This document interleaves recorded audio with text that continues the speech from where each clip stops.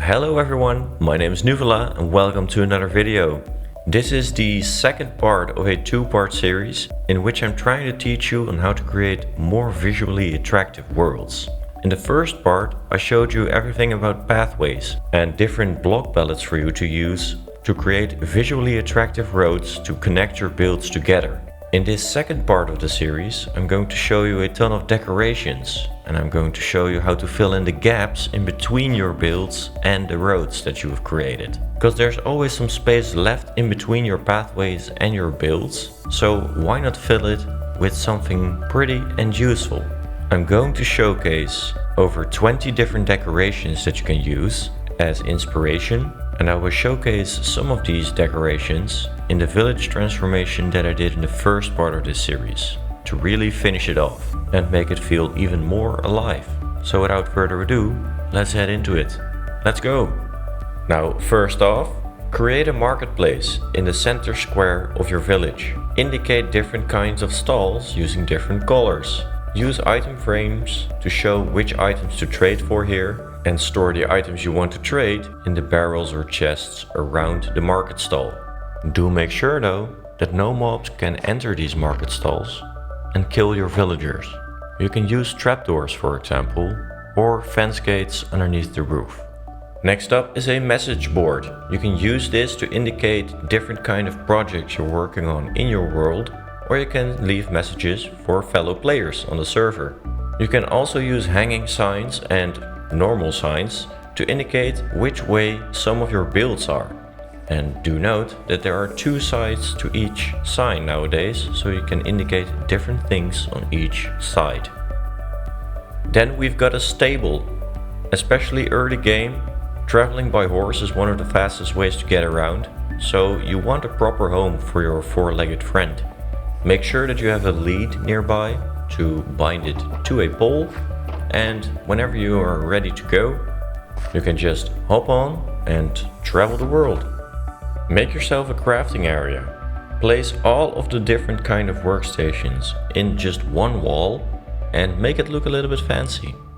You can have some storage around in which you can store items that you use during crafting, such as sticks or some wood and some stone and maybe paper, and have a central point where you can use this or have several of these throughout your world. Moving on to some decorations that you probably see on the road, such as carts. There are a lot of designs for carts out there, so this is just one example. And you can fill the cart using the items that you want to store in the chest or barrels that you put in the cart as well, such as this one, which stores iron. Now, for a little bit of storytelling in your world, you can also flip the cart over, like this one. Who knows what happened here?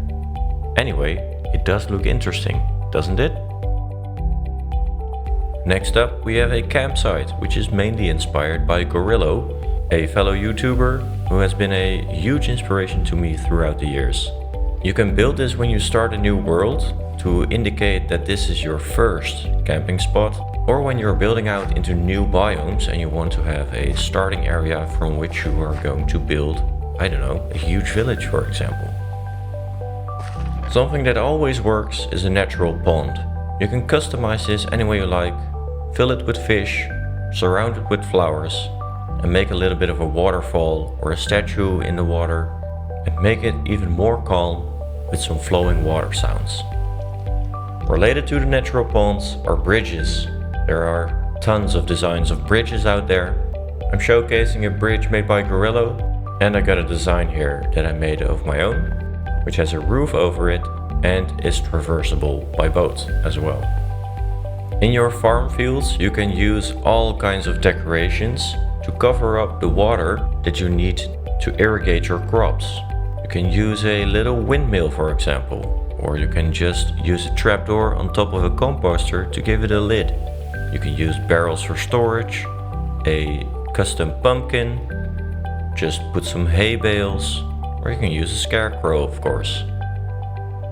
Related to that are small storage areas for the different kinds of crops. You can grow one or two of those crops next to the small storage to indicate which storage it is. For the beetroots, for example, I've got some nether blocks around to indicate that this is my beetroot storage, because it looks like squashed beetroots. But you can customize it for each of the crops any way that you like. Another thing that you will find in farm field areas are wells. You can make these using a infinite water source, or you can, well, that's maybe not very handy, or you can use it, for example, using a cauldron. And if you've got enough crop fields, you can always make one custom made, like a vineyard, for example. Feel free to experiment with, for example, sweet berries or glowberries and create a vineyard. This one is inspired by Waxfraud, another YouTuber that has been a huge inspiration to me over the years. Moving into more city-like decorations, we've got a huge statue here, made by Gold Robin. I think this looks awesome, and you can use this throughout your world to indicate where villages are, for example. In your town square, you can always make a fountain. Fountains are pretty and quite easy to build actually, and they can serve as gathering points for you and your friends. How about some target practice? Train your bow skills and aim for the bullseye. Using some redstone lamps, you can even indicate when you hit the target. Each city has a wall. You can use different kinds of walls to indicate different parts of the city as well. Go for a more natural look using wood, or make a robust city wall using stone like I did right here. It's a very easy design, and this is actually the one I'm going to use in the village transformation as well. Moving on to more garden type decorations, we've got a gazebo, based on one I found on Blue Nerd's channel. Use it as a gathering place for you and your friends to plot your next adventure.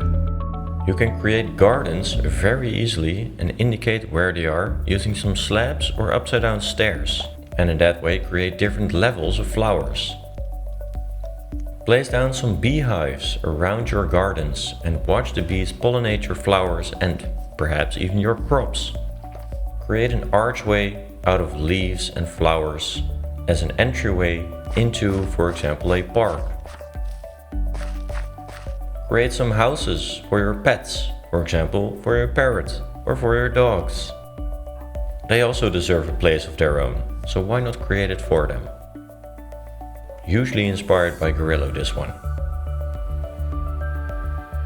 One of my personal favorites is to create a beautiful looking mine entrance.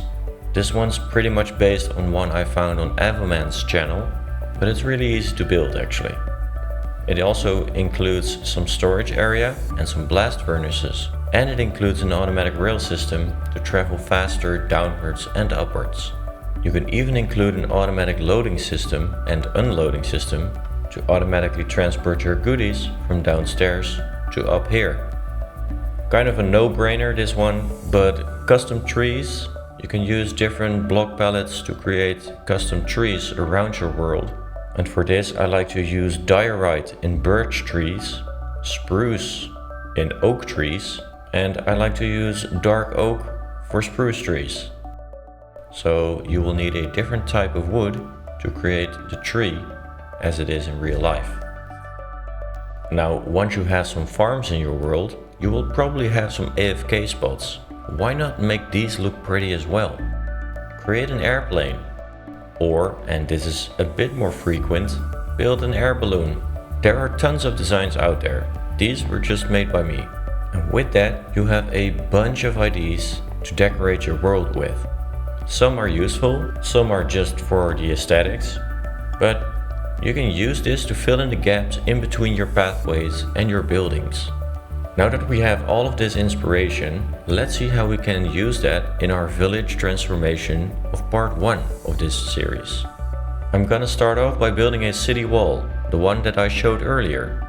And in this case I'm not building any towers or a complete castle, for example, but you could integrate the bamboo farm that's on the channel into this wall on several spots. You could even transform the bamboo tower into a sugarcane farm as well. It gives you a reason to visit your towers and your city wall. It gives it a function and it makes the world more alive, as you will need to go places to get your stuff.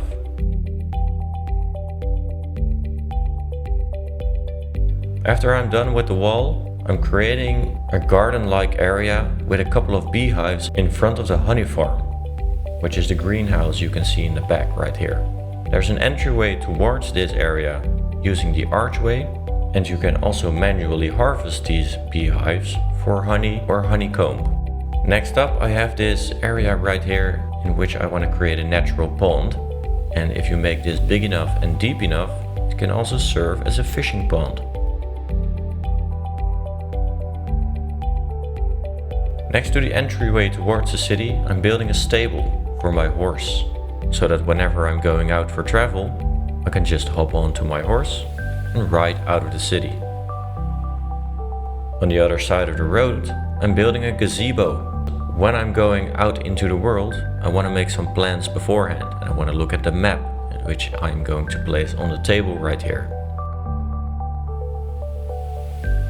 In the middle of my village, I have a huge area in which I want to create a marketplace.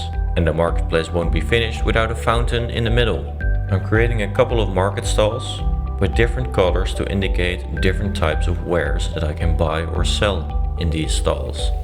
I've got a market stall for a farmer, for some fishermen, and for some librarians.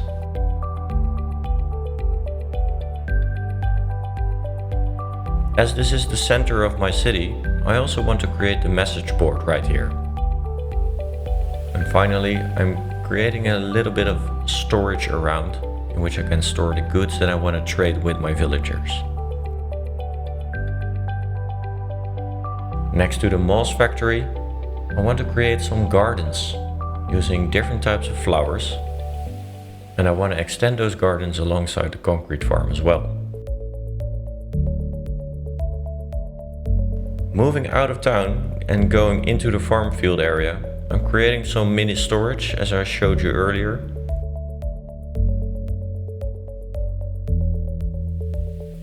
A well at the end right here. And I will create a cart alongside it for some extra storage.